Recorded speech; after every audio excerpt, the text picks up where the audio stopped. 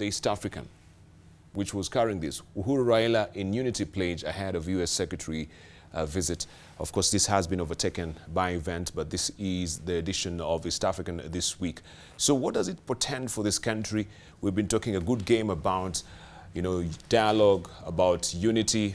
We've been talking a good game about, of course, issues to do with security and how they were not really seeing eye to eye as far as unity is concerned. So we want to cross over to our panelists to continue weighing in on matter security. We have with us this morning Professor Naomi Damba, who's the Vice Chancellor of KCA University, also an expert on defense and foreign policy. Dr. Mustafa Yusuf Ali, who is a conflict and resolution expert. Also do have with us Rungu Houghton, who's the Executive Director of Amnesty International Kenya. Also Dr.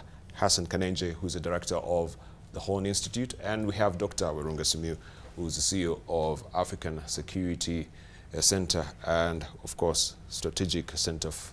We continue apace with that discussion. Let's hear from Dr. Werunga. Were you happy? Were you happy to hear Raila and Uhuru Kenyatta joining forces right now? Let me speak in. I want to speak at two levels. One as a Kenyan, and if you allow me, second as a person from western part of Kenya. You'll allow me? Yes. Thank you. As a Kenyan, notwithstanding the politics surrounding this unity pledge, I think it's a good thing for this country. Of course, we have politicians who have their own vested interests, but we also know that in this country, like I said, I don't like talking politics, but let me speak today.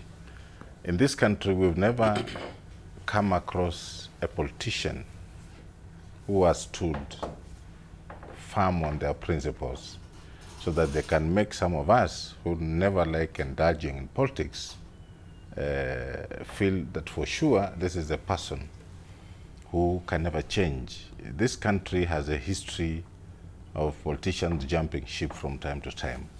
Honorable Raila has a steady history, you know it.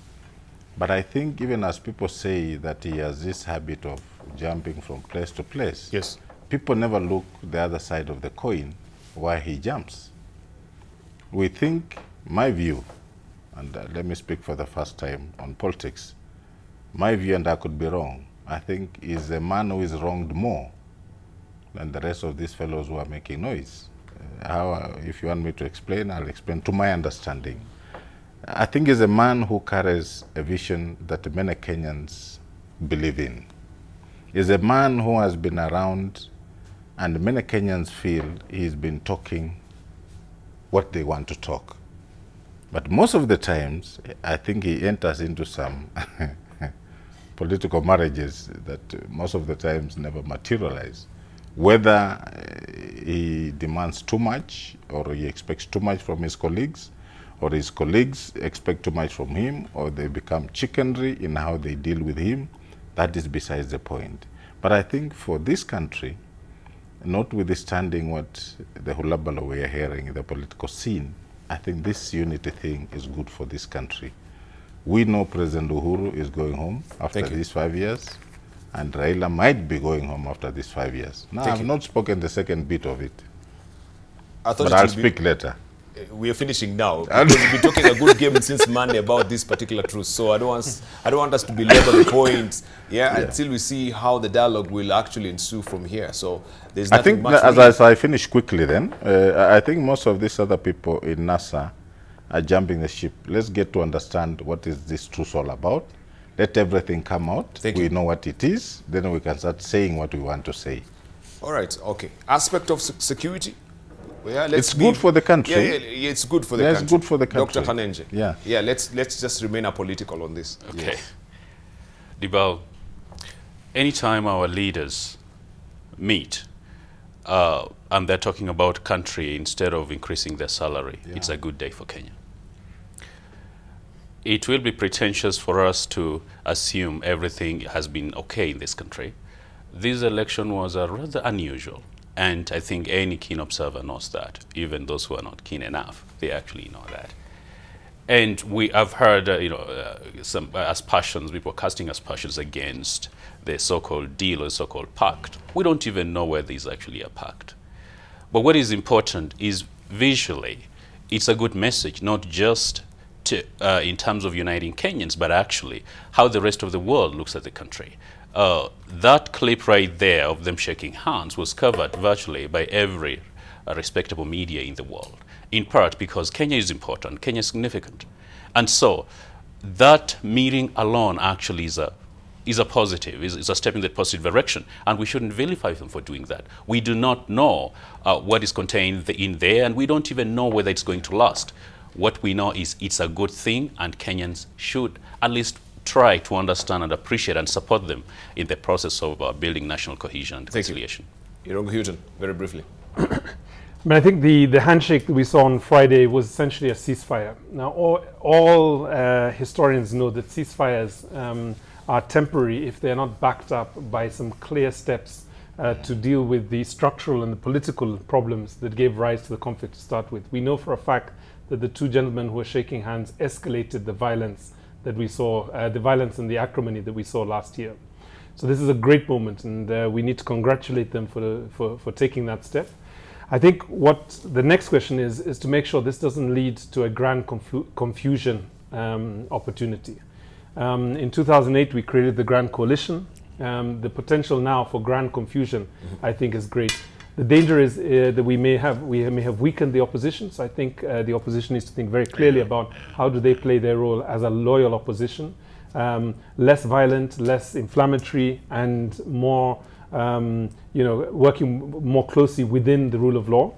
I think also for the for Jubilee, they need to think about how do they deal with the problems that we saw. And I think if there's just one idea that I would like to give to the Mwangi Kimani Secretariat, it would be the idea of a judicial commission of inquiry into security sector reform, and in particular into extrajudicial killings. I think that would be a clear statement that we are willing to go to the point at which we would not have the kind of tension that we saw last year. Okay, all right. Dibal, the handshakes were very good for the country. In terms of national security, it reduced the tensions that was there in the country. It was a good way to de-escalate the conflict that had already reached the hurting stalemate between the two major protagonists, and the country was hurting. Now, I think we said before in this program that what is illegitimate and illegal do not last long. The national resistance movement is one thing that we said was illegitimate, was illegal, and was not bound to last long. The last point here, Dibal, and I want to emphasize on this, is that if the handshake is not going now to translate into meaningful issues and a movement that addresses mainly the agenda number 4 that came out of the 2008 National Accords, then we will have much more difficulties in 2022. I did say before, Dibal, written severally, that 2022 will be a watershed moment for Kenya, make or break. And the ceasefire that has been announced is something that now Kenyans should take advantage of and fall behind the two leaders to address the issues that are really bedeviling this country. Right, Nomi Damba. Dibal, one Kenya who's sitting here this morning and say that I'm so proud to watch this happen because a while ago I called for these two people to meet, these two honorable people to meet without the advisors. And it happened, and so many Kenyans, religious people, diplomats called for the same thing, and it has now happened. About this country has been hurting for a long time, what we call externalities, which is image that we have overseas, was suffering, and the ordinary person is suffering. Dibal defined leadership as an ability to mobilize people to create extraordinary outcome. And these two gentlemen shaking hands, and if you ever shake the hands of Uhuru Kenyatta, you will move yours to a point where you think your shoulder is going to split. And this was important that he did this together with Raila. It's good for the country, it's good for the people. And so what is left now is for those people who are electioneering for 2022 to do something else with their life. Omigo Magara is now a farmer.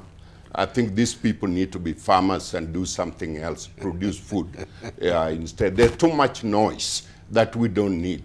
And all the dog catchers, everybody who's going to run for 2022, begin January 1, 2021, so that we can have a room enough to be able to develop this country, for the students to get money to go to the university, for ordinary people to get meaningful job in order to feed their family, for us to move ahead as a country. This is what we need. We don't need no more politics.